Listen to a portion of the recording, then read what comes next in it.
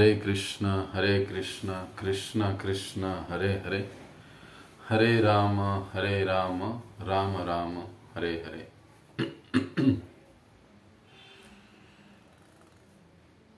आज श्रील गोपाल भट्ट गोस्वामी जी के आविर्भाव दिवस पर सभी वैष्णव भक्तों को हार्दिक शुभकामनाएं। और आज के दिन हम सभी प्रार्थना करते हैं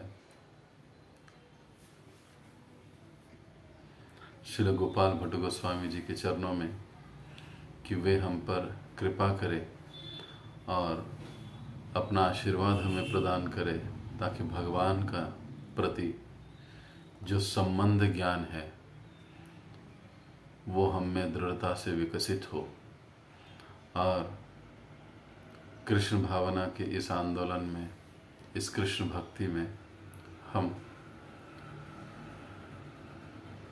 उत्तरोत्तर प्रगति पथ पर ही चलते जाएं। अपने गुरु परम गुरु श्रील प्रभुपाद जी, पूजनीय समस्त वैष्णवगण और हमारे इष्ट आराध्य भगवान श्री श्री राधा कृष्ण और गौर निताई, इनको हम प्रसन्न कर पाए और अपने मनुष्य जीवन का जो लक्ष्य उद्देश्य है उसे साध्य कर पाए, ऐसी कामना आज के दिन हम करते हैं उनके श्री चरणों में। और इस उपलक्ष्य में, उनकी आविर्भाव तिथि के उपलक्ष्य में, आज हम कुछ संक्षेप में उनका गुणगान करेंगे, उनकी जीवनी को हम सुनेंगे, ताकि हम उससे कुछ समझ सके, सीख सके और हमारे आध्यात्मिक जीवन में उसका पालन कर सके।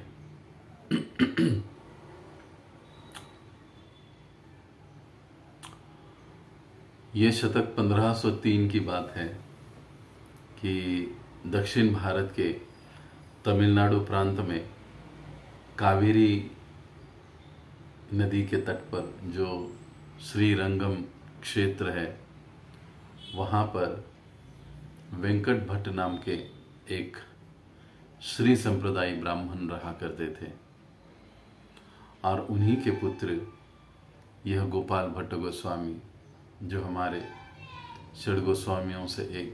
षड गोस्वामियों में से एक महत्वपूर्ण आचार्य है। और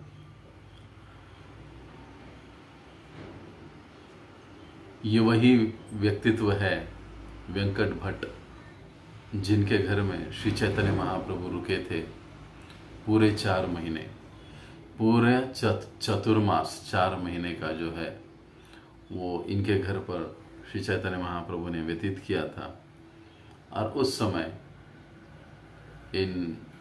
उस समय बालक थे गोपाल भट्ट गोस्वामी, श्री चैतन्य महाप्रभु की विशेष कृपा संग उन्हें प्राप्त हुआ। अब ये उस समय का प्रसंग है जब श्री चैतन्य महाप्रभु अपने दक्षिण भारत यात्रा पर निकले। उस समय उन्होंने, जब वे श्रीरंगम पहुंचे, वहां पर उन्होंने कावेरी में स्नान किया, रंगनाथ जी का दर्शन किया।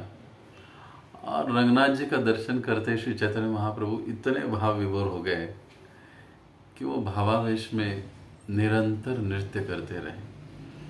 कई समय तक नृत्य चलता रहा, महाप्रभु नृत्य करते रहे पूरी भाव विभोर अवस्था में। सभी जो उनके भक्त थे उनके पास, अद्वैताचार्य, नित्यानंद प्रभु आदि, क्षमा करें, वे श्री चैतन्य महाप्रभु के नृत्य को देखकर बड़े चकित हुए और फिर उन्होंने तय किया कि अब ये जो 4 महीने हैं, हम यहाँ पर वेंकट भट्ट नाम के जो भक्त हैं, ब्राह्मण हैं, इनके घर पर रुकेंगे। हालांकि, क्षमा करें, हालांकि वेंकट भट्ट जी ने इन्हें आमंत्रण दिया था कि महाप्रभु कृपा करके आप हमारे यहाँ पर रुकिए, प्रसाद पाइए, हमें सेवा का अवसर दीजिए। और चैतन्य महाप्रभु जी ने इसको स्वीकार किया और ये निश्चित किया कि हाँ, अभी 4 महीने हम इन्हीं के यहाँ पर रहेंगे। उस समय जो गोपाल भट्ट गोस्वामी थे वो तकरीबन 7 साल के थे और उस समय गोपाल भट्ट गोस्वामी जी ने 4 महीने श्री चैतन्य महाप्रभु जी का बहुत अच्छे से, गंभीरता से, नियमित रूप से उनका संग किया। हर रोज उनके चरणों का प्रक्षालन करना और फिर उनके जो परिकर है उनके द्वारा चरण जल प्राशन करना। और ये जो गोपाल थे, अब गोपाल भट्ट गोस्वामी, 7 साल के बालक गोपाल कहा जाता था उनको, वे भी 4 महीने नियमित रूप से इस पदजल चरणामृत का सेवन करते रहे, ग्रहण करते रहे। भक्त पद दल भक्त पद धूलि आर भक्त पद जल भक्त भुक्त उच्चिष्ट यही 3 महाबल। चैतन्य चरितामृत में कहा जाता है कि आध्यात्मिक जीवन में प्रगति करने हेतु 3 चीजें अत्यंत महत्वपूर्ण है। पहली, भक्त पद धूलि, भक्तों के पदों की धूलि। पद धूलि, जहां पर भी वैष्णव शुद्ध भक्त चरण रखते हैं उनके चरणों की धूलि लेना, उसे ग्रहण करना, ये तो एक बात है ही। लेकिन केवल इसको कर लेने भर से हम लोग शुद्ध भक्त बन जाएंगे या हमको कृष्ण प्रेम प्राप्त होगा, ये निश्चित है। लेकिन इसका एक और भावार्थ भी हमको समझना चाहिए कि भक्तों के चरण धूलि की अभिलाषा रखना मतलब इस भाव से कृष्ण भावना भवित जीवन जीना कि गोपीर भरतु पद कमलयो दास दासानुदास। मैं भगवान के भक्तों के भक्तों के भक्तों के भक्तों का सेवक हूँ, बस यही मेरी स्थिति है। अगर कोई कल भी आया है हमारे मंदिर में इस्कॉन में तो मैं उसका भी सेवक हूँ, मैं उसका बॉस नहीं हूँ। यह भाव विकसित करना हेतु पूर्वक। केवल पदधूलि लेने से सब कुछ हो जाएगा, हो भी सकता है अकारण कृपा से, परंतु इसका और एक भावार्थ ये भी है कि इस प्रकार से हमको अपनी चेतना को विकसित करना चाहिए। फिर भक्त पद जल, चरणों का अभिषेक जो किया जाता है उसका जल, चरणामृत, वो प्राशन करना। और भक्त भुक्त उच्चिष्ट, भक्तों का उच्चिष्ट। इसलिए प्लेट से छीना झपटी करना ये कोई एटिकेट, अच्छे एटिकेट वाली बात नहीं है, परंतु शुद्ध भक्तों का उच्चिष्ट प्राप्त होना, करना नहीं, प्राप्त होना, ये एक बहुत महाभाग्य का लक्षण है। और इसीलिए ऐसे ये जो गोपाल है 7 साल के, इनका इतना बड़ा भाग्य रहा कि इन्हें श्री चैतन्य महाप्रभु जी के चरणों का जल, चरणामृत 4 महीने चतुर्मास में हर समय प्राप्त होता रहा। और जिसके कारण देखिए अब हुआ क्या, ये जो छोटे से 7 साल के गोपाल है ना, उनमें कृष्ण प्रेम जागृत हुआ। इसीलिए कहा यही 3 महाबल। ये अपने आप में इतने समर्थ हैं कि यदि कोई निष्पाप भाव से, शरणागत भाव से इसे ग्रहण कर ले तो उसका कृष्ण भावना और कृष्ण प्रेम स्वभावतः ही जागृत हो जाएगा। अब ये तो श्री चैतन्य महाप्रभु के चरणों का जल है, तो इसको ग्रहण करने से इस गोपाल में कृष्ण प्रेम जागृत हो गया, जैसे उन्होंने ग्रहण किया, और वे अचेत होकर जमीन पर गिर पड़े। और तब से वो श्री चैतन्य महाप्रभु का संग कभी नहीं छोड़ते। हर समय वो श्री चैतन्य महाप्रभु के साथ रहते। वेंकट भट्ट जब श्री चैतन्य महाप्रभु से चर्चा करते, तत्व ज्ञान पर दार्शनिक चर्चाएं जब उनकी होती थी, तो ये जो गोपाल हैं उनके साथ बैठते हैं। भले ही कुछ समझ में न आए उस समय, लेकिन फिर भी वे बैठे रहते हैं। वेंकट भट्ट भी उन्हें बैठने के लिए कहते हैं और वे खुद भी बैठते हैं। तो संग बड़ा महत्वपूर्ण है। कई बार हम लोग कथा में, सत्संग में आते हैं, बैठते हैं। हो सकता है कथा सत्संग का विषय कभी कभी हमें समझ में नहीं आता है, लेकिन बैठे रहना, फिर भी उसे सुनने की और समझने की स्वतः से कोशिश करना, ये भी एक बहुत बड़ी बात है। क्योंकि यही ऐसा स्थान है, ऐसी बात है, ऐसी संगति है कि जो आहिस्ता आहिस्ता हमारे जीवन में परिवर्तन ले आता है, हमें कृष्ण प्रेम को प्राप्त करवाता है। तो अब जैसे जैसे दिन बीतते गए, समय बीतता गया, तो श्री चैतन्य महाप्रभु में इस गोपाल की आसक्ति बढ़ते चली गई, बढ़ते चली गई, बढ़ते चली। अब तो एक क्षण के लिए भी वो गोपाल चैतन्य महाप्रभु से अलग नहीं होते थे, हर समय उनके साथ रहते थे। यहां तक कि जब श्री चैतन्य महाप्रभु सोने जाते ना, तो वहां पर भी ये गोपाल उनके साथ रहते, वहीं पास ही में, आसपास ही, वहीं पर लेट जाते।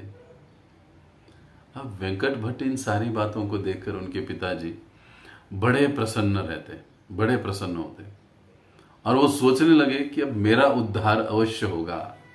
देखिए, पुत्र की इस हरकत को देखकर, जो एक क्षण के लिए भी चैतन्य महाप्रभु का संगति नहीं छोड़ रहे, हमेशा उनके साथ रह रहे, उनको सुन रहे, उनकी सेवा कर रहे, उनके परिकरों की सेवा कर रहे, ये देखकर उनके पिताजी वेंकट भट्ट, इनको विश्वास हो गया कि मेरा जो उद्धार है ना, अब पक्का है। ये माता पिता को कैसे होना चाहिए। कई बार हम लोग देखते हैं कि बच्चे लोग जब अधिक मंदिर में जाने लग जाते हैं, तो माता पिता चिंतित हो जाते हैं, लेकिन एक्चुअली में ऐसे नहीं होना चाहिए। यहाँ तक कि कई बार हम लोग देखते हैं ना, भक्तों को भी देखते हैं, कहते हैं हम भक्त बन गए ना, बच्चों को भौतिकता की ओर अधिक लगाते हैं, भक्तों के संग से उनको दूर रखते हैं, थोड़ा हटा के रखते हैं। नहीं नहीं, ये भी हमारे जैसे ही बन जाएगा, इसका अभी करियर का टाइम है। ये है, बिल्कुल करियर का टाइम है, वो संभालना चाहिए, वो देखना चाहिए, लेकिन साथ ही साथ उन्हें भक्तों का संग देना भी आवश्यक है, सत्संग में उन्हें बैठाना भी आवश्यक है। अगर हम ये नहीं करेंगे तो आगे चलकर ये भक्त, ये बच्चे हमारे उद्धार का कारण बनेंगे ही, इसकी गारंटी बड़ी कम होगी। जैसे वेंकट भट्ट सोचते हैं कि मेरा उद्धार अब पक्का होगा, क्योंकि मेरा ये जो पुत्र है, ये श्री चैतन्य महाप्रभु के प्रति इतना आकर्षित है, इतना अपना चित्त उन्होंने उसमें लगा दिया है कि अब मेरा उद्धार पक्का हो जाएगा। वो सत्संग में आता है, कथा को सुनता है, चैतन्य महाप्रभु को सुनता है। तो भागवत में भी ये बात बताई जाती है, महत् सेवम द्वारम आर्हु विमुक्ते। महत् सेवम, महत् सेवा ही हमारे मुक्ति का मार्ग है या द्वार है। मुक्ति यानी कौन सी मुक्ति? ये मायावादी वाली वो मुक्ति की बात नहीं हो रही। भगवत प्राप्ति का, भगवत धाम प्राप्ति का, हमारे स्वरूप प्राप्ति का मार्ग महत् सेवा से ही निकलता है, महत् संग से ही निकलता है। इसीलिए नारद भक्ति सूत्र में भी नारद मुनि इसी बात को दोहराते, अमोघ दुर्लभ, कहते महत् संग अस्तु, दुर्लभ अमोघ वो कहते हैं, और एक शब्द को प्रयोग करते हैं महाप्रभु। तीन चीजें बताते हैं कि महत् संग, महत् सेवा। तो ऐसे जो साक्षात भगवान है, वही भक्त के रूप में श्री चैतन्य महाप्रभु के रूप में आए हैं, और अब इनकी सेवा का मौका या अवसर इस परिवार को मिला है। देखिए कितने भाग्यशाली है, कितना भाग्य है इनका। श्रील प्रभुपाद जी ने हमको ऐसा ही भाग्य प्रदान किया है, हमको सीधे भगवान की सेवा में लगाया है, चैतन्य महाप्रभु की सेवा में लगाया। आप सोचिए, हम भगवान के लिए मंगल भोग बनाते हैं, हम भगवान के लिए राजभोग बनाते हैं, हम भगवान के लिए वस्त्र सिलते हैं, हम भगवान का श्रृंगार करते हैं, हम भगवान को संध्या भोग खिलाते हैं, हम भगवान की आरती करते हैं। सीधे प्रभुपाद जी की कृपा से हर कोई व्यक्ति जो प्रशिक्षण पाता है वो भगवान की सेवा में लग जाता है। कितना बड़ा भाग्य है प्रभुपाद जी की कृपा से हमें प्राप्त हुआ। प्रभुपाद जी के शिष्यों की कृपा से हमको दीक्षा मिली और हम और अधिक पात्र बन गए प्रत्यक्ष भगवान की सेवा। तो ये जो सेवा है, ये सेवा हमें मिली है, तो भक्त का गुण क्या है कि ये सेवा मैं आजन्म करते रहूं, बस इससे मुझे कभी छुट्टी न मिले, या मैं बोर हो गया, परेशान हो गया, अब मैं नहीं करना चाहता प्रभु जी, ये क्या प्रभु जी, आपने सिर्फ 2 दिन बोला था, अब 10 दिन हो गया, अब कैसे होगा। नहीं, यही सेवा, यही भगवत सेवा, यही महत सेवा हमारे कृष्ण प्रेम को जागृत करने का, भगवत धाम प्राप्ति का मार्ग है। द्वारम आरहु विमुक्ते, द्वार है, दरवाजा है। अगर इसको हम लोग बोर हो जाते हैं, परेशान हो जाते, थक जाते, तो फिर समझना चाहिए भाई हमारे लिए भगवत धाम रूपी दिल्ली अभी बहुत दूर है। हमको उत्साह के साथ, प्रेम के साथ, जो प्रभुपाद जी की कृपा से, गुरु की कृपा से, या कई अपने शिक्षा गुरुओं की कृपा से, या वरिष्ठ वैष्णवों की कृपा से जो सेवाएं हमें प्राप्त हुई है, उन सेवाओं में अपने आप को बनाए रखना उत्साह के साथ, निष्ठा के साथ, प्रेम के साथ। यही हमारे आध्यात्मिक उन्नति का रहस्य है। अब गोपाल इस प्रकार से दिन ब दिन, प्रतिदिन श्री चैतन्य महाप्रभु के प्रति इतने आसक्त हो रहे थे, और इसे देख देख कर वेंकट भट्ट बड़े प्रसन्न हो रहे थे। इससे हम समझते हैं कि माता पिता को कैसे होना चाहिए। माता पिता को भी अपने बच्चों की आध्यात्मिक प्रगति के लिए चिंतित होना चाहिए। भले ही वो सुनेंगे नहीं, लेकिन कथा सत्संग में लाकर उनको बिठाए, उनको सुनाए, उनको प्रसाद खिलाए, उनको सेवा में जोड़े, तो ये असली माता पिता है। नहीं तो फिर नहीं। अगर हम सत्संग कथाओं से अपने बच्चों को दूर रखते हैं, तो आगे चलकर ये बच्चे हमको, जैसे साधारण बच्चे अपने माता पिता के प्रति व्यवहार करते, वैसा ही व्यवहार हमें भी प्राप्त होगा उन बच्चों से। अगर हम चाहते हैं कि बच्चे अच्छे से प्रशिक्षित हो, समझे, तो उन्हें कथा सत्संग से जोड़ना, महत सेवा से जोड़ना, भगवत सेवा से जोड़ना उतना ही महत्वपूर्ण है। उनके करियर की बातों को देखते संभालते हुए भी उनको जोड़ने की जरूरत होती है। तो सबसे पहली बात कि माता पिता को खुद को अच्छे से वैष्णव होना चाहिए, भक्त होना चाहिए, उनको अच्छे से वैष्णव संग करना चाहिए। वे ही अगर माता पिता अच्छे से वैष्णवों का संग, भक्तों का संग नहीं करेंगे, कथा कीर्तन नहीं सुनेंगे, नियमित रूप से श्रवण नहीं करेंगे, तो अपने बच्चों को क्या दे पाएंगे।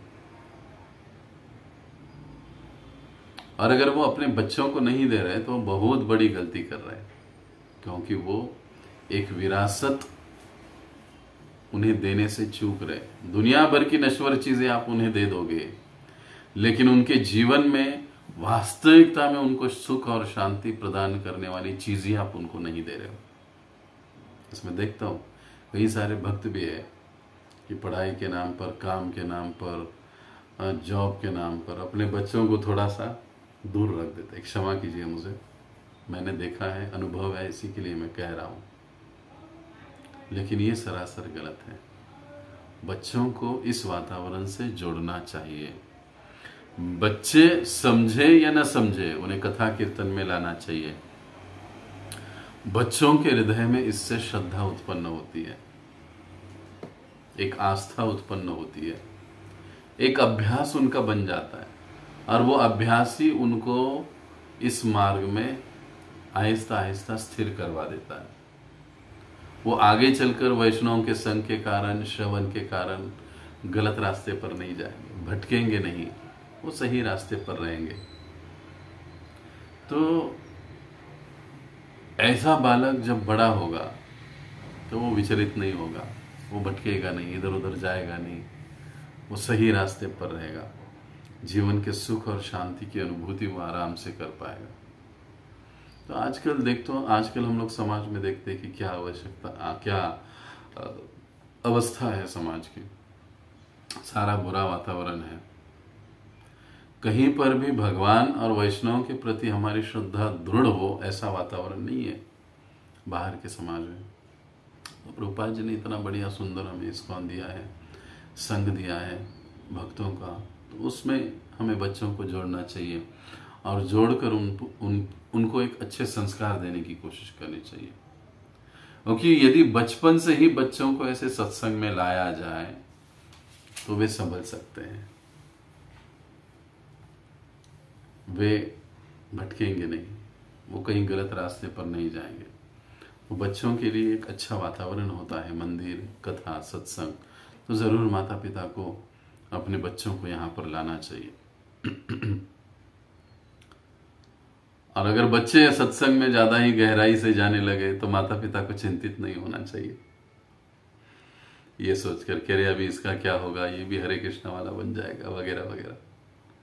बल्कि उल्टा ये समझना चाहिए कि हमारे घर में एक अच्छा भक्त बन रहा है, जिससे हमारे कुल का उद्धार होगा, हमारा उद्धार होगा। इसलिए सभी माता पिताओं को इन वेंकट भट्ट का अनुसरण करना चाहिए। तो इस प्रकार छोटे जो 7 साल के गोपाल है, चैतन्य महाप्रभु के साथ रहे, उन्हें उनकी काफी कृपा मिली। एक बार गोपाल के मन में एक भावना, एक प्रश्न आया कि अरे श्री चैतन्य महाप्रभु भगवान होते हुए भी उन्होंने सन्यास क्यों लिया? क्यों, क्या कारण, क्यों सन्यास लिया? और वो बड़े उदास हो गए ये सुनकर कि देखो भगवान है, उनको सन्यास लेना, और सन्यास के नियम कोई सीधे साधे नहीं होते, बहुत कठोर तपस्या होती है सन्यास में। और वो रोने लगे और रोते रोते रात में सो गए। और जब वो सो गए तो उनको स्वप्न आया। स्वप्न में उन्होंने क्या देखा? स्वप्न में देखा उन्होंने पूरा नवद्वीप नगर देखा, धाम देखा, नवद्वीप का नवद्वीप धाम देखा, जहां से महाप्रभु प्रकट हुए उस स्थान को देखा, सारा दृश्य देखा। और वो देख रहे चैतन्य महाप्रभु है, नित्यानंद प्रभु है, अद्वैत आचार्य है, और ये तीनों संकीर्तन कर रहे हैं, हरे कृष्णा कृष्ण कृष्ण हरे हरे, हरे राम राम राम हरे हरे। तीनों संकीर्तन कर रहे हैं। और अद्वैत आचार्य तुरंत आ गए और उनके कान में कुछ कहने लगे, बोलने लगे। और उसी समय स्वप्न टूट गया। अब जैसे स्वप्न टूटा, गोपाल हड़बड़ाकर उठ गए और सीधे श्री चैतन्य महाप्रभु के पास चले गए और श्री चैतन्य महाप्रभु के चरण पकड़ लिए। ये जो गोपाल है उन्होंने चरण पकड़ के नीचे लेट गए, चरण पकड़ लिया, उठकर देख रहे तो चैतन्य महाप्रभु नहीं है, वे तो कृष्ण के रूप में खड़े हैं। बोलो श्री चैतन्य महाप्रभु की जय। और भगवान श्री कृष्ण को देखकर गोपाल तो भाव विभोर हो गए। फिर से बार बार चरणों में सर को ऐसे डालने लगे। फिर से ऊपर देखा तो पुनः श्री चैतन्य महाप्रभु संन्यस्त रूप में दिखाई दिए, पुनः कृष्ण के रूप में दिखाई दिए। और फिर चैतन्य महाप्रभु ने उन्हें अपने चरणों से ऊपर उठाया और उठाकर उनको आलिंगन किया। जय हो गोपाल भट्ट गोस्वामी की जय। ये उनका अहोभाग्य। तो इस प्रकार ये गोपाल जी का बचपन में ही इतना अहोभाग्य था। अब जब चतुर्मास समाप्त होने को आया तो श्री चैतन्य महाप्रभु ने उनको आदेश दिया कि देखो माता पिता जो है तुम्हारे, उनका संगोपन अच्छे से करो, उनके देहांत तक आपको यहीं पर रहना है, श्रीरंगम क्षेत्र में उनकी सेवा करो। और इनके पश्चात फिर तुम वृंदावन में जाओ, वहां पर प्रचार करो, ग्रंथों का निर्माण करो, ग्रंथों के वितरण में भाग लो। ये आदेश श्री चैतन्य महाप्रभु ने दिया। देखिए कितने भाग्यशाली थे गोपाल। पूरे जीवन का ध्येय लक्ष्य उनको उम्र के 7वें साल में ही मिल गया चैतन्य महाप्रभु से। तो उनको आगे चलकर क्या करना है, पूरे लाइफ का गाइडलाइन चैतन्य महाप्रभु ने दे दिया। श्रील प्रभुपाद हमको पूरे दिन का ही नहीं, पूरे जीवन की दिनचर्या प्रभुपाद जी ने दी है कि हमको क्या करना है, कैसे करना है, क्यों करना है, कब करना है, कहाँ करना है, सब कुछ दे दिया। अगर हम श्रील प्रभुपाद जी, गुरु महाराज, हमारे वरिष्ठ वैष्णव, इनकी आज्ञाओं का पालन बस करते रहे तो ये निश्चित है कि हम अपना जो ध्येय है कृष्ण प्रेम उसको सहज ही प्राप्त कर सकते हैं। तो सारा जीवन का ध्येय देखो इन छोटे से गोपाल को इस छोटी सी उम्र में ही मिल गया। अब वेंकट भट्ट और श्री चैतन्य महाप्रभु का एक स्थान पर संवाद आता है, और संवाद में ये जो वेंकट भट्ट, क्योंकि श्री संप्रदाय है उसमें नारायण प्रधान मानते हैं, प्रमुख मानते हैं, लेकिन जब श्री चैतन्य महाप्रभु समझाते हैं कि नहीं, नारायण तो देखा जाए कृष्ण से ही आते हैं, कृष्ण प्रमुख है, और श्री चैतन्य महाप्रभु उनको समझाते और वेंकट भट्ट समझ जाते हैं और फिर वे कृष्ण भक्त बन जाते हैं। नारायण भक्त से कृष्ण भक्त बन जाते हैं। तो वेंकट भट्ट के 2 भाई थे, एक का नाम था तिरुमल भट्ट और दूसरे का नाम था प्रबोधानंद। फिर ये जैसे वेंकट भट्ट भक्त बन गए, कृष्ण भक्त बन गए, श्री चैतन्य महाप्रभु के भक्त बन गए, तो ये दोनों भी उनके भक्त बने। चातुर्मास समाप्त हुआ, चैतन्य महाप्रभु निकल पड़े। बड़े मुश्किल से गोपाल भट्ट यानी गोपाल अपने माता पिता के पास रहे। श्री चैतन्य महाप्रभु का विरह उनको निरंतर सताते रहता। कई बार वो रोते, दुखी होते, और कुछ समय के पश्चात यही गोपाल प्रबोधानंद सरस्वती जी के शिष्य बने और आगे चलकर वे प्रकांड पंडित बने, गोपाल भट्ट गोस्वामी। समय बीतता गया, समय के साथ माता पिता का निधन हो चुका, और अब गोपाल भट्ट वृंदावन के लिए निकल पड़े। चैतन्य महाप्रभु की आज्ञा थी कि माता पिता का निधन के पश्चात तुम्हें वृंदावन जाना है। जब वृंदावन गए तो वहां पर रूप गोस्वामी, सनातन गोस्वामी, फिर भूगर्भ गोस्वामी, थिंक लोकनाथ गोस्वामी, कृष्णदास कविराज, काशीश्वर आदि भक्तों ने उनका स्वागत किया। ये पहले से ही वहां पर पहुंच चुके थे वृंदावन में, क्योंकि इन सभी को श्री चैतन्य महाप्रभु ने एक विशेष प्रयोजन से वृंदावन में भेजा था। वृंदावन का जो ऐश्वर्य है, माधुर्य लीलाओं का जो ऐश्वर्य जो लुप्त हो चुका था, उन्हें पुनः प्रकट करने के उद्देश्य से ही श्री चैतन्य महाप्रभु ने इन्हें भी वहां पर भेजा था और इन्हें भी उनसे जाकर मिलने के लिए कहा, और इन सभी ने इन गोपाल को अपने साथ रखा। देखो, सभी ने इनका खड़े होकर स्वागत किया, उनके लिए अच्छा सा प्रसाद भोग बनाया, प्रसाद खिलाया उनको और अपने साथ रखा। जो भी हमारे साथ में, हमारी संस्था में, हमारे मंदिर में नए भक्त आते हैं, हमको अधिक से अधिक प्रयास करना चाहिए, उनको बड़े ही प्रेम के साथ अपने साथ रखना चाहिए। केवल सेवा पूर्ण करने के उद्देश्य से अपने साथ में रखना उतनी अच्छी बात नहीं है, बल्कि उनका व्यक्तिगत रूप से भी हमें अच्छे से केयर करना उतना ही आवश्यक है, उतना ही जरूरी है। उनको संभालना, उनकी देखभाल करना, जैसे हम यहाँ पर देखते हैं कि इन 5-6 भक्तों ने किस प्रकार से गोपाल को, ये सबसे छोटे थे, इनको संभाला, इनको अपने साथ रखा। ये उनका स्वागत, ये बड़ा ही महत्वपूर्ण बात है। तो नए भक्तों का स्वागत, जैसे परम पूज्य राधानाथ स्वामी महाराज जी कहते हैं, जैसे नवजात शिशु होता है तो माता उसका केयर कैसे करती है, उसके गर्दन में एक तकिया रखती है छोटू सा, यहाँ पर एक तकिया रखती है, पीछे एक तकिया रखती है, बगल में यहाँ पर एक तकिया, वहाँ पर, कि कहीं वो यहाँ वहाँ सरके नहीं, उसको लगे नहीं, उसको मुलायम लगे, कितना केयर करती है ना। तो कहे एक प्रचारक माँ की भूमिका में होता है, और एक आने वाला नया आगंतुक नवजात शिशु की भूमिका में होता है। तो अब इनका संगोपन कैसे होना चाहिए, बड़ा ही सोचने वाला विषय है। और हम देखते हैं पूरे समय में, हम चैतन्य भागवत चरितामृत में भी जब हम पढ़ते हैं तो किस प्रकार से गोपाल भट्ट को इन सभी ने संभाला, देखभाल किया और अलग अलग सेवाएं फिर इनको मिली और कितने प्रेम के साथ ये साथ में रहे। इससे हमको समझ में आता है कि नए भक्तों के प्रति हमको कितना सजग सावधान रहना चाहिए।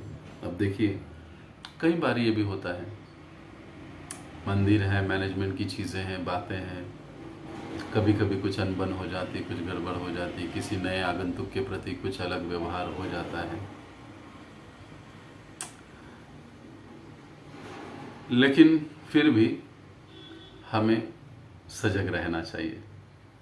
और अगर ऐसे कुछ मैनेजमेंट की बात भी अगर कुछ हो जाती, कोई रूट हो जाता है, कोई नाराज हो जाता है कि किसी नए व्यक्ति के प्रति हमारा बर्ताव जानबूझकर नहीं, अनजाने में कुछ हो जाता है, कोई दुखी हो जाता है, हमें समझाने की भी कोशिश करनी चाहिए। और लोगों को भी इतना परिपक्व होना चाहिए। घर में तो हो सकता है कि हम पति पत्नियों की लातें खा दे रहे हैं, लेकिन मंदिर में आने के बाद अपेक्षाएं बहुत बढ़ जाती है। मुझे देखना चाहिए, मुझे पूछना चाहिए, मुझे ये करना चाहिए, मुझे वो करना चाहिए। तो इससे भक्तों को, आगंतुकों को भी थोड़ा सा सावधान रहना चाहिए संग करते समय, क्योंकि भौतिक जगत है आखिरकार, और कुछ न कुछ तो कहीं ना कहीं होता है। तो जो अंडरस्टैंडिंग पावर है, जब हम समूह में आते हैं तो अपनी अंडरस्टैंडिंग पावर को थोड़ा बढ़ाए रखना चाहिए, थोड़ा सा मैच्योर बनाए रखना चाहिए, नहीं तो हम समूह में अधिक समय के लिए नहीं रह पाते। इसलिए हमारा अंडरस्टैंडिंग पावर भी उतना रहना, वो भी बहुत ज़रूरी है। तो इस प्रसंग से कई सारे, इनके जीवन में ऐसे कई प्रसंग हैं जिसमें हम कई सारी चीज़ें सीखते हैं। तो जो भी आध्यात्मिक, अभी देखिए, जब उनको संभाला, स्वागत किया, आए, उसके बाद उन्होंने जो भी अच्छे वस्त्र पहने थे उन वस्त्रों का उन्होंने त्याग कर दिया, केवल कोपिन धारण किया, कपड़ा केवल। ये सरल जीवन है। जो भी अपने जीवन में आध्यात्मिक प्रगति करना चाहते हैं, आगे बढ़ना चाहते हैं, उनको जितना हो सके उतना जीवन अपना सिंपल, साधा रखना चाहिए, सीधा रखना चाहिए। साधा होना जितना जरूरी है उतना सीधा होना भी जरूरी है। टेढ़ा मेढ़ा जीवन या वृत्ति या स्वभाव सीधा होना चाहिए, रहन सहन साधा होना चाहिए, व्यवहार भी सीधा होना चाहिए। सीधा क्या होना चाहिए? व्यवहार सीधा होना चाहिए, वृत्ति सीधी होनी चाहिए, और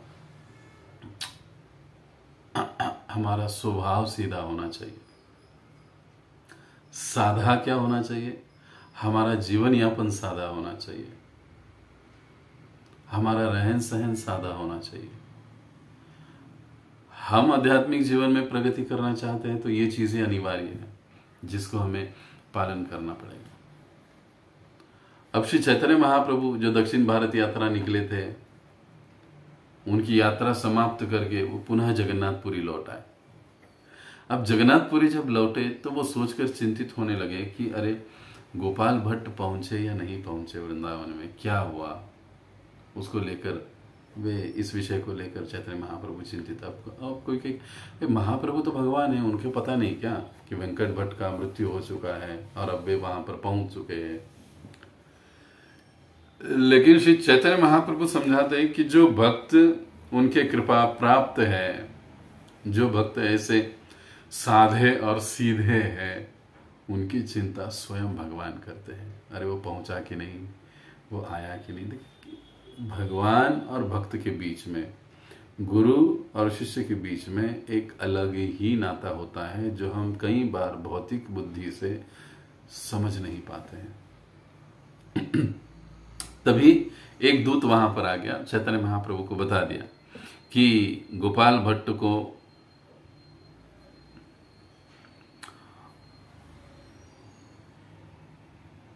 गोपाल भट्ट वहां पर पहुंच चुके हैं वृंदावन। तभी श्री चैतन्य महाप्रभु ने एक अपने किसी व्यक्ति को, दूत को बुलाया और उसके पास एक कपड़ा दे दिया खुद का, और कहा कि ये जाकर गोपाल भट्ट को दे दो। चौकी दे दी कि जाओ और उनको दे दो। वो कोपीन वस्त्र था श्री चैतन्य महाप्रभु का, जो कि उन्होंने धारण कर, और जो कि उन्होंने उनको भेंट देने के लिए दे दिया था। वैसे देखा जाए तो ये बहुत बड़ी बात है। अरे भेंट दी, भौतिक बुद्धि से देखा जाए तो भेंट भेजा क्या, कोपीन, ये भी कोई भेंट देने वाली चीज है? नहीं, बल्कि इसके पीछे जो भावार्थ है, जो मथितार्थ है, वो बड़ा गहरा है। एक प्रकार से श्री चैतन्य महाप्रभु ने वैराग्य उनको भेंट किया। कोपीन का अर्थ ही वैराग्य होता है। एक दूसरा कि श्री चैतन्य महाप्रभु स्वयं राधा रानी के भाव में है, तो राधा रानी ने अपना वस्त्र एक प्रकार से उनको दे दिया, यानी वो एक प्रकार से शुद्ध भक्ति, कृष्ण प्रेम उनको भेज दिया भेंट के रूप में। अब उन्होंने स्वीकारा कैसे, वो भी बड़ी इंटरेस्टिंग और महत्वपूर्ण बात है। तो गोपाल भट्ट जब उनको ये भेंट प्राप्त हुई तो गोपाल भट्ट बड़े आनंदित हो गए, नाचने लगे कि चैतन्य महाप्रभु ने मुझे याद रखा है, मुझे भेंट भेजा है। बड़े आनंदित हो गए, संभाल कर रखा उन्होंने। वे लिटरली उसकी पूजा करते थे। गोपीन जो भेजा था, चौकी भेजी थी, वो पूजा करते थे गोपाल भट्ट गोस्वामी, और चैतन्य महाप्रभु से उसे वे अभिन्न मानते थे। वो ये सोचते थे कि ये जो भेंट है ये साक्षात चैतन्य महाप्रभु मेरे साथ है, मैं उनके साथ हूं। कितने समय का जो मेरा विरह था वो आज दूर हो गया। वो जो उनका विरह भाव था, जब चैतन्य महाप्रभु वहां से निकले तब से बाद में उनकी मुलाकात नहीं हुई थी चैतन्य महाप्रभु। तो चैतन्य महाप्रभु ने एक प्रकार से उनके विरह को ये भेंट भेजकर शांत किया था, विरह भाव को। तदीय, हम कहते हैं तदीया नाम समर्चना। शिव जी जैसे बताते हैं, भगवान से संबंधित वस्तुएं भगवान के ही समान या भगवान ही है। श्री चैतन्य महाप्रभु, तो आगे चलकर हम देखते हैं कि गोपाल भट्ट गोस्वामी द्वारा मंदिर निर्माण किया, और ये चौकी, ये कोपीन हम देखते हैं आज भी श्री श्री राधा रमन मंदिर में विराजमान है। एक बार वैसे देखा जाए तो गोपाल भट्ट गोस्वामी अक्सर श्री रंगनाथ जी की लीलाएं सुनाते रहते हैं। और एक समय था कि जब वे नेपाल गए, और वहां पर पहले तो उस समय सारा भारत एक ही था, घूमते तीर्थाटन करते हुए नेपाल पहुंचे और गंडकी में स्नान करने के लिए चले गए, गंडकी नदी में। तो कमंडलू में जैसे ही उन्होंने जल भरना आरंभ कर दिया तो उस कमंडलू में शालिग्राम आ गए। एक दो नहीं, 12 शालिग्राम वहां पर आ गए। तो जैसे उन्होंने देखा कि अरे कमंडलू में शालिग्राम आ गए, पुनः डाल दिया गंडकी में। मैं तो माधुकरी मांग कर जीता हूं, मैं इनका पूजन अर्चन कहां पर करूंगा, मेरे पास तो कोई स्थान नहीं, कोई जगह नहीं है, तो इनकी सेवा कैसे होगी। ये सोचकर उन्होंने उसे वापस डाल दिया जल में। फिर से कमंडलों में पानी लेने की कोशिश करने लगे, फिर से आ गए वो शालिग्राम कमंडलों में, फिर से डाल दिया, फिर से आ गए। अब सोचने लगे कि लगता है ये भगवान की ही कुछ इच्छा है। तो भगवान की इच्छा समझकर गोपाल भट्ट गोस्वामी जी ने उन शालिग्राम शिलाओं को स्वीकार किया, और स्वीकार किया, उसका एक बहुत लंबा ऐसा पोटली बनाया, और फिर वो उसको गले में धारण करते। वो शालिग्राम शिलाओं 12 शिलाएं थी, एक साथ 12 शिलाएं वहां पर आ गई कमंडलों में, और वो शिलाएं वो गले में लेकर घूमते, और हर रोज अपने गले से निकालते, पूजा करते, पूजा करके फिर गले में लटका देते। क्योंकि रहने का तो कोई स्थान है ही नहीं, किसी पेड़ के नीचे, कहीं पर्वत की तलहाटी में, कहीं किधर, किसी जलाशय के पास, ऐसे रुक कर विश्राम करते, माधुकरी जो मिलेगा वो खा लेते, आगे बढ़ जाते। ऐसा ही उनका जीवन था। वृंदावन में भी वो इसी प्रकार से रहते थे। तो अब काफी समय ऐसे करते करते बीत गया।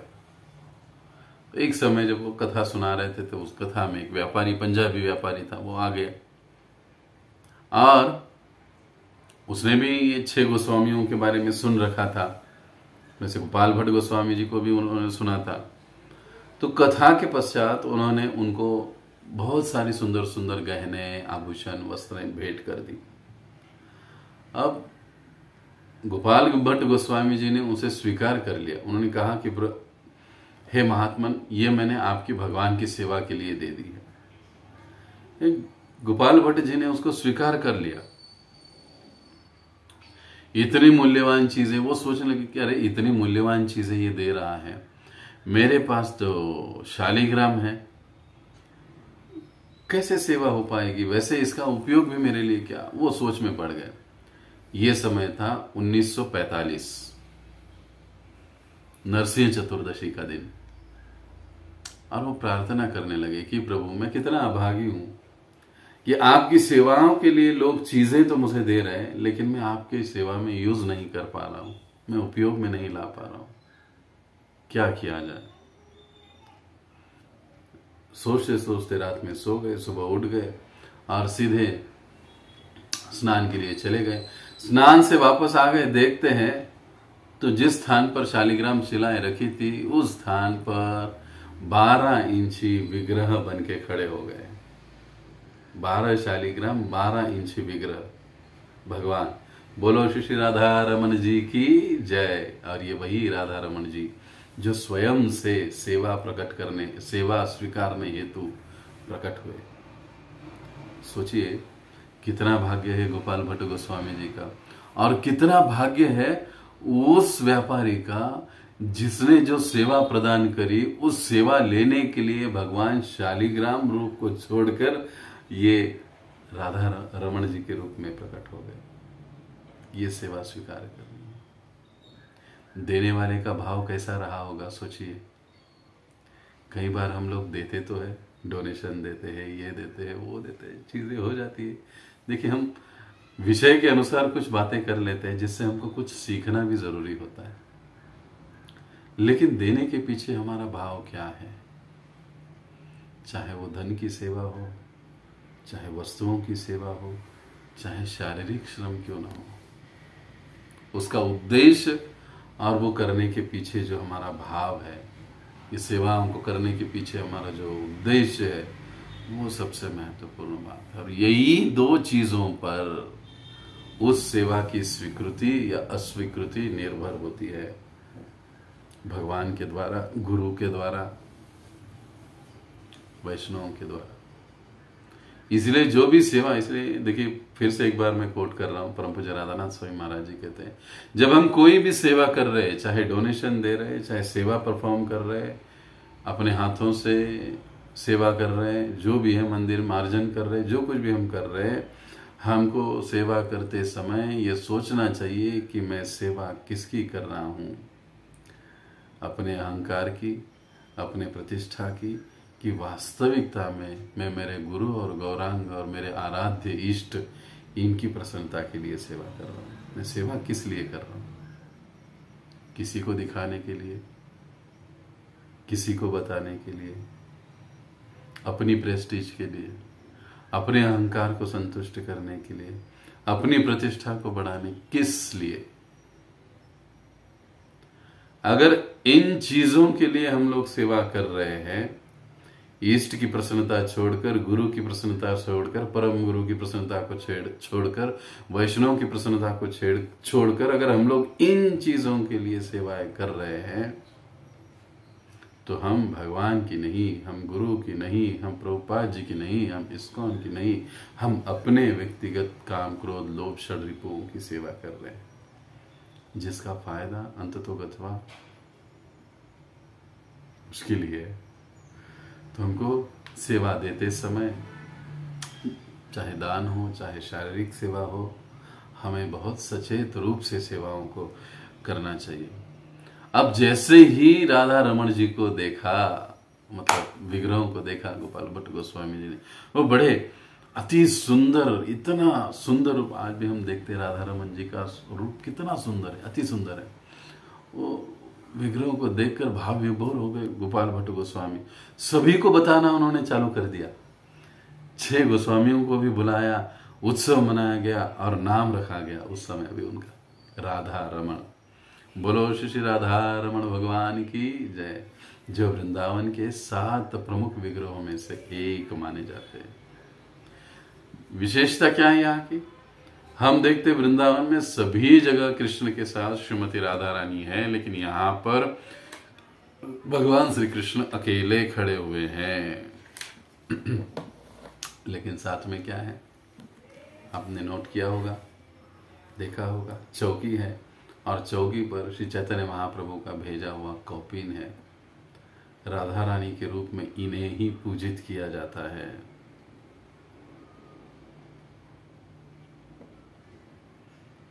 कभी भी केवल वृंदावन में हम देखते हैं कि भगवान श्री कृष्ण का अकेले का पूजन नहीं होता, उसके साथ उनका मुकुट रखा जाता है बाजू में, फिर पूजन करते हैं। तो ये देखिए गोपाल भट्ट गोस्वामी, और इस प्रकार से राधा रमन जी प्रकट हुए, मंदिर हुआ, सेवाएं आरंभ हो गई। देखिए चैतन्य महाप्रभु हमको सिद्धांतिक रूप से एक बात समझाते हैं कि सारा जो वैदिक ज्ञान है हम लोग 3 कदमों में समझ सकते हैं। का पहला कदम संबंध ज्ञान, मैं कौन हूं, भगवान कौन है, कैसे भगवान को हम प्रस्थापित कर सकते हैं, कैसे भगवान से मेरा जो संबंध मैं भूल चुका हूं उसे पुनर्जागृत कर सकता हूं। इसके उत्तरों को खोजना, प्राप्त करना ही संबंध ज्ञान कहलाता है। इस संबंध ज्ञान के आचार्य गोपाल भट्ट गोस्वामी है, क्षमा करें सनातन गोस्वामी है। और जिसके आराध्य देव या आराध्य विग्रह है, कौन है वो? मदन मोहन। मदन मोहन ये वो आराध्य है जो हमें संबंध ज्ञान प्रदान करते हैं। अगला कदम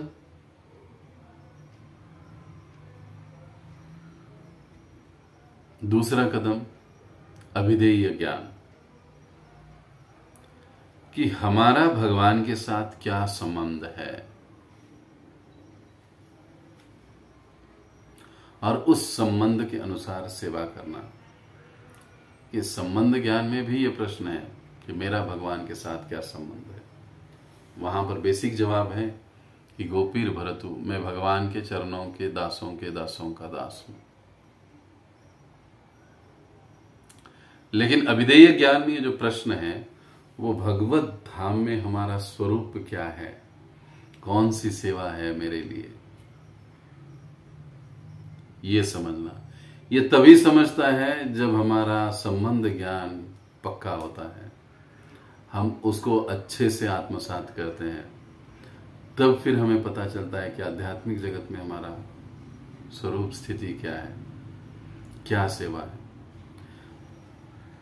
हमारा भगवान के साथ क्या संबंध है, और उस संबंध के अनुसार हम अपने आप को यहां पर विकसित करें, सेवा करें, सेवा में विकसित करें। इसके आचार्य है रूप गोस्वामी और इसके आराध्य विग्रह है श्री राधा गोविंद देव। बोलो श्री राधा गोविंद देव की जय। तो राधा गोविंद देव। अब जो मदन मोहन है, मदन मोहन जी की विशेषता क्या है? इनके चरण कमल अत्यंत सुंदर है। अब ये जो राधा गोविंद देव है, इनकी विशेषता क्या है? इनका वक्षस्थल और इनका करकमल यानी हाथ बड़े सुंदर है, अति सुंदर। आप देख सकते हैं जब हम भगवान के दर्शन करते हैं तो भगवान के विभिन्न अंगों को हमें बड़े गहराई से निहारना चाहिए। ये हमारे अनर्थों को दूर करने वाला होता है। तो मदन मोहन, इनका चरण कमल बड़ा सुंदर है, राधा गोविंद देव, इनका वक्षस्थल और इनका करकमल बड़े सुंदर है। और अगला तीसरा कदम है वो है प्रयोजन।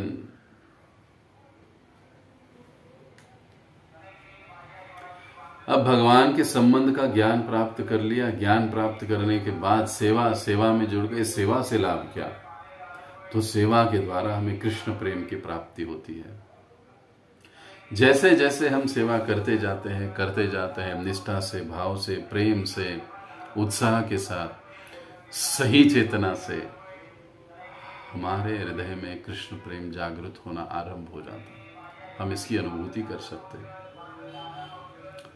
इसलिए सेवा भाव ये बहुत महत्वपूर्ण बात है। अब ये जो प्रयोजन ज्ञान है, सेवा से लाभ क्या होगा? तो कृष्ण प्रेम की प्राप्ति होगी। ये प्रयोजन है, सेवा का प्रयोजन कृष्ण प्रेम की प्राप्ति। और इस प्रयोजन ज्ञान का जो आचार्य है वो कौन है? रघुनाथ दास गोस्वामी है।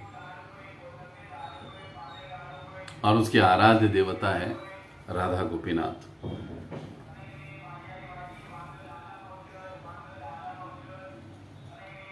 और राधा गोपीनाथ जी की विशेषता क्या है? उनका जो मुखारविंद है ना, वो बड़ा सुंदर है। चरण, करकमल, वक्षस्थल और मुखारविंद, तीनों में विशेषता है। अब राधा रमण जी को अगर हम देखेंगे तो राधा रमण जी में ये तीनों गुण विद्यमान है। संबंध, अभिधेय, प्रयोजन, तीनों चीजें राधा रमण जी के पास है, ये हम कह सकते हैं। तो गोपाल भट्ट गोस्वामी, इसीलिए प्रारंभ में हमने जब प्रार्थना की थी तो हमने गोपाल भट्ट गोस्वामी जी के चरणों में प्रार्थना ही की थी कि हमें संबंध ज्ञान हृदय में हमारे अच्छे से उदित हो, ऐसा आशीर्वाद हमें प्रदान कीजिए। क्योंकि जब तक दृढ़ता से संबंध ज्ञान हमारे हृदय में उदित नहीं होगा, तब अगली दो चीजें हम लोग ठीक से नहीं कर पाएंगे। इसलिए संबंध ज्ञान को समझना, उसमें निष्ठा प्रस्थापित करना, होना, ये बहुत महत्वपूर्ण बात है। तो इस प्रकार से ये तीनों चीजें, ये तीनों गुण हम राधा रमन जी में देखते हैं। उनका मुख कमल बड़ा सुंदर है, उनका वक्षस्थल भी बड़ा सुंदर है, बड़ा विशाल है। देखिए, आप दर्शन कीजिए राधा रमन जी के। मुखारविंद उनका अलग ही दिखाई देता है, वक्षस्थल, उनके करकमल भी बड़े नाजुक और सुंदर है, और चरण कमलों की तो क्या बात, बड़े सुंदर है। तो ऐसे राधा रमण जी प्रकट हुए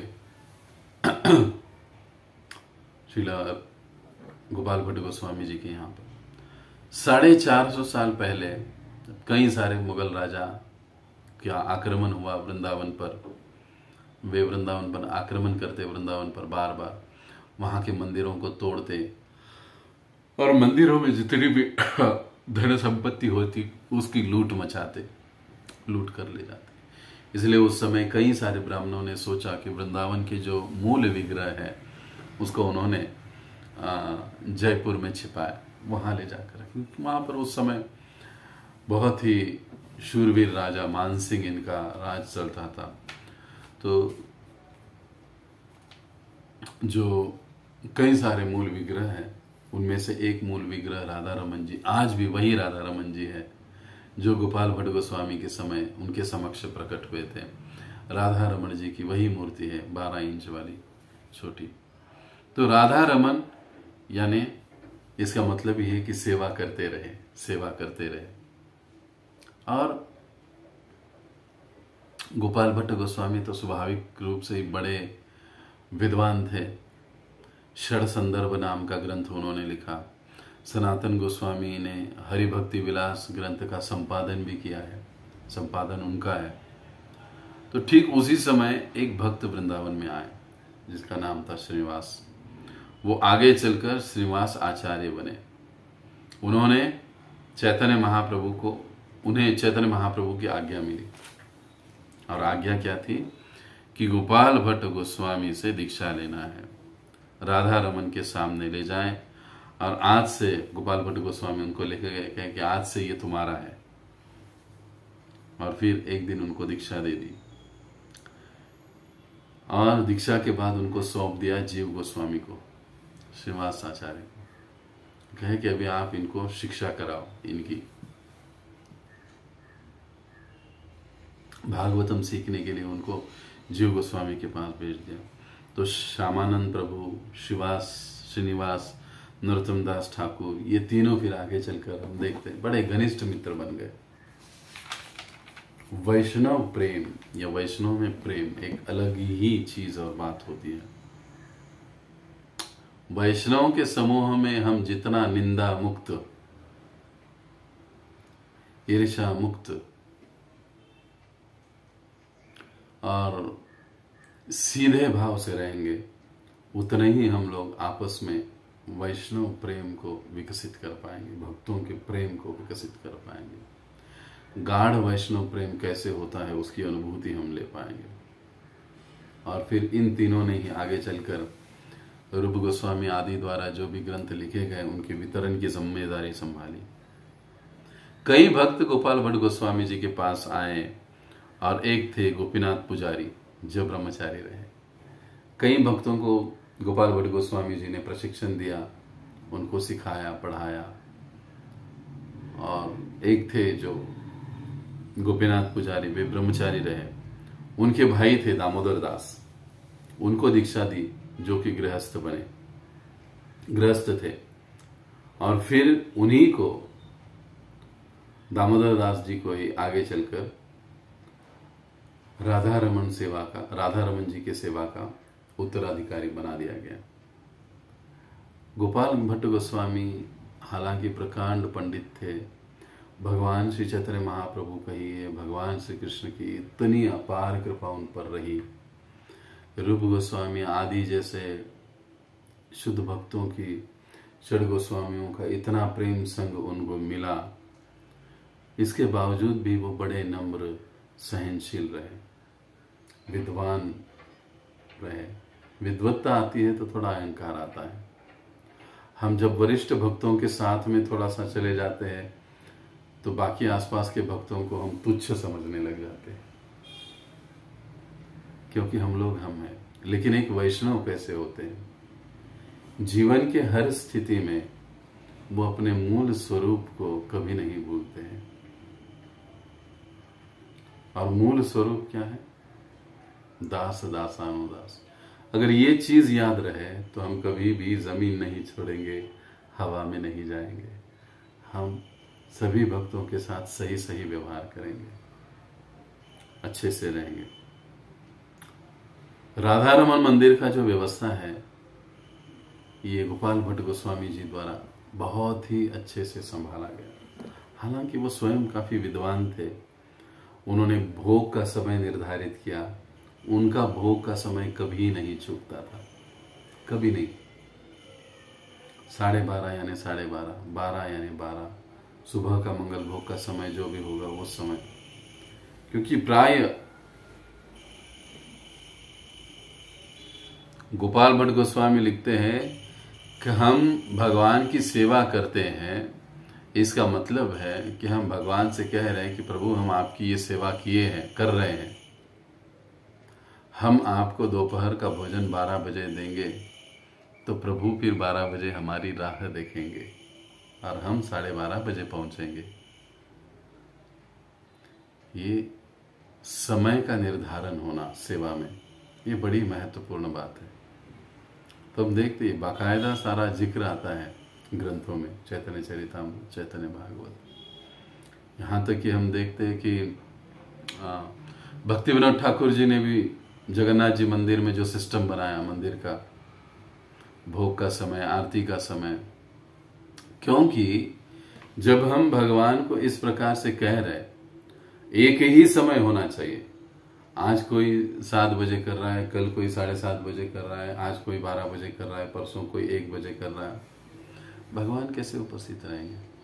हम भी कहते हैं ना, भाई कोई तो एक ही समय दे दो ना, तो मैं वहां पर सही से पहुंच जाऊंगा। आप आज कह रहे हो 1 बजे आ जाओ, कल कहते हो 2 बजे आ जाओ, परसों कहेंगे 3 बजे आ जाओ, तो मुझे उतना ही काम है क्या? हम एक छुटपुट इतने से जीव है, फिर भी हम लोग इतना रिक्वायरमेंट रखते हैं। तीनों लोकों के स्वामी भगवान, उनका समय हमें निर्धारित नहीं रखना चाहिए। उसी समय पर, उसी समय, जो भी वो समय है निर्धारित, उस समय पर भगवान वहां पर उपस्थित रहते हैं। क्योंकि वो देखते, जैसे हमने देखा प्रारंभ में कि भगवान चिंता करते हैं भक्तों की। अरे 12 बज गए, मेरा भक्त अभी तक आया नहीं, मुझे भूख लगी है। अरे 1 बज गया, अभी तक आरती नहीं हो रही है मेरा भक्त कहाँ गया। राह देखेंगे, हो सकता है और बाद में अगर उनका कुछ अपना सेवा होगा, कुछ लीलाएं होगी तो भगवान निकल जाएंगे, भगवान रुकेंगे कहाँ। इसलिए हमको जब हम सेवा दे रहे हैं, सेवा कर रहे हैं, तो समय की पाबंदी का ध्यान रखना उतना ही महत्वपूर्ण है। इसलिए हम लोग देखते हैं कि हमारे परंपरा के कई सारे आचार्यों ने इसके ऊपर काफी जोर दिया। उसी प्रकार से जब हम जप करने के लिए बैठते हैं, एक स्थान एक समय, क्यों? क्योंकि उस समय भगवान सोच से, अरे ये मेरा जो भक्त है ना, बराबर 5:30 बजे उठकर जप के लिए बैठ जाता है, मुझे उसके पास जाना चाहिए। भगवान प्रकट होते, उपस्थित हो जाते हैं हमारे सामने।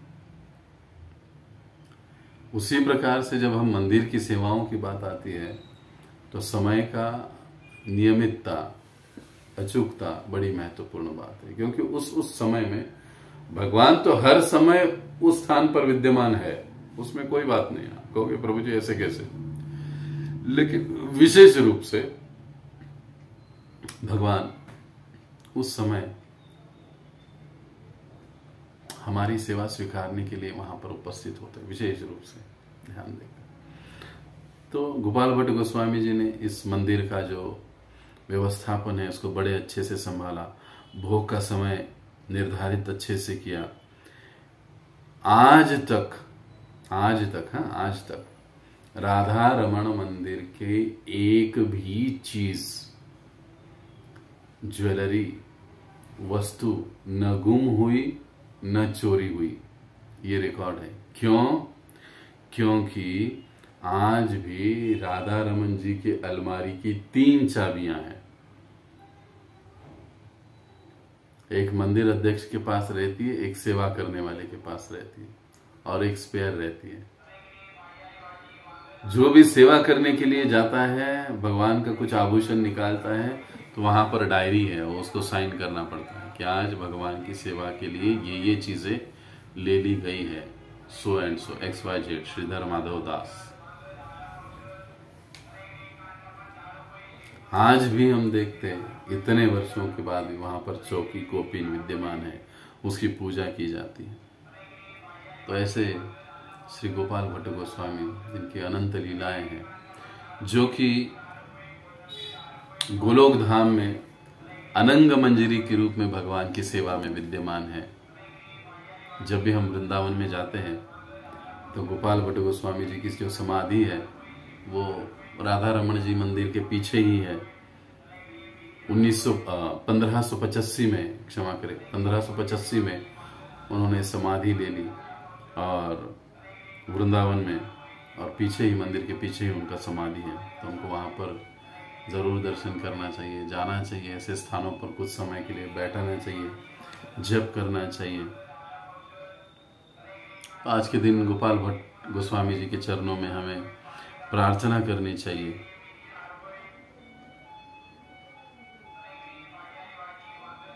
कि वे अपनी कृपा हम पर निरंतर बनाए रखें, और श्रील प्रभुपाद जी की प्रसन्नता, गुरु की प्रसन्नता, वैष्णव की प्रसन्नता से के हेतु हमें सदैव कृष्ण भक्ति में बनाए रखें, कार्यरत रखें।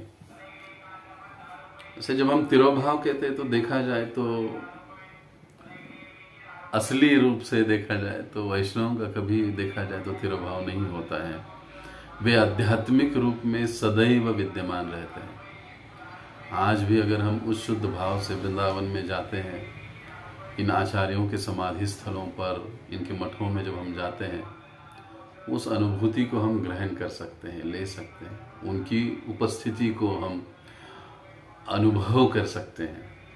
अर्थात उतना स्तर भी होने की आवश्यकता है, और वही हमारा उद्देश्य भी है। हमारी साधना भी वैसी होनी चाहिए। तो आज के दिन हम बारंबार श्रील गोपाल भट्ट गोस्वामी जी के श्री चरणों में नमन करते हुए उनके गुणगान को यहाँ पर विराम देते हैं। बहुत बहुत धन्यवाद। हरे कृष्ण। जगत गुरु श्रील प्रभुपाद की जय।